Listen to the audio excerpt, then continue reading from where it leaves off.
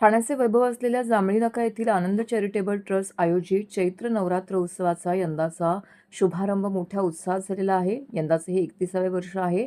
श्री छत्रपती शिवाजी महाराज मैदानामध्ये देवीच्या भव्य मंडपाचं भूमिपूजन शिवसेना नेते आणि माजी खासदार राजन विचारे यांच्या हस्ते संपन्न झाले। दरवर्षीप्रमाणे यंदाही या उत्सवाची जय्यत तयारी सुरू झाली असून सर्वांच्या हाकेला धावणारी अशी ख्याती असलेल्या देवीच्या दर्शनासाठी ठाणेकर सज्ज झाले आहेत। या प्रसंगी राजन विचारे यांच्यासोबतच त्यांच्या पत्नी नंदिनी विचारे यांनी विधिवत पूजा करून आरती केली। यावेळी उपजिल्हा प्रमुख प्रदीप शिंदे, शहर प्रमुख अनिश गाडवे, ठाणे महापालिका नगरसेवक शहाजी खुसपे, माजी नगरसेवक संजय दळवी, मंदार विचारे, मयूर पवार, अशोक जाधव, महेंद्र पाटील, अमोल हिंगे, सचिन घाटवळ, व्यंकट कांबळे, प्रशांत सातपुते, राजू मोरे, धोंडू मोरे, रवी लोंढे, सुधीर बेलासे, महेश डोमणे, विनायक आंबेकर, हेमंत व्यापारी यांसह अनेक शिवसैनिक, महिला पदाधिकारी मोठ्या संख्येने येथे उपस्थित होते।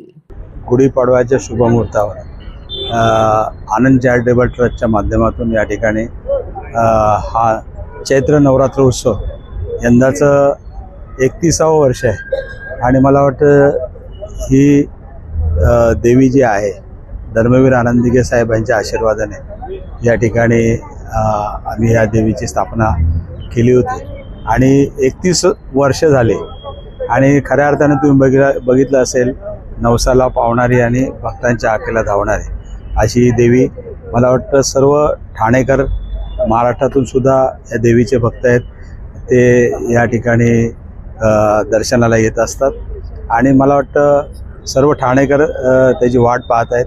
गुढीपाडव्याच्या दिवशी त्या देवीचं आगमन होणार आहे आणि रामनवमीला या कार्यक्रमाची सांगता होणार आहे। एक महाराष्ट्रात सुप्रसिद्ध असं मंदिराची प्रतिकृती करण्याचा प्रयत्न आमचे शागिर्द म्हणून डेकोरेटर आहे ते करतायत।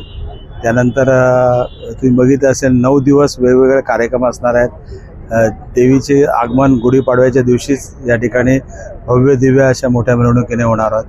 त्याचबरोबर या ठिकाणी 9 दिवस या ठिकाणी सहस्त्रचंडी याग या ठिकाणी चालणार आहेत। आमचे नाशिकचे सुलाखे महाराज म्हणून आहेत ते या ठिकाणी त्याचं हे करणार आहेत, नियोजन करणार आहेत। त्याचबरोबर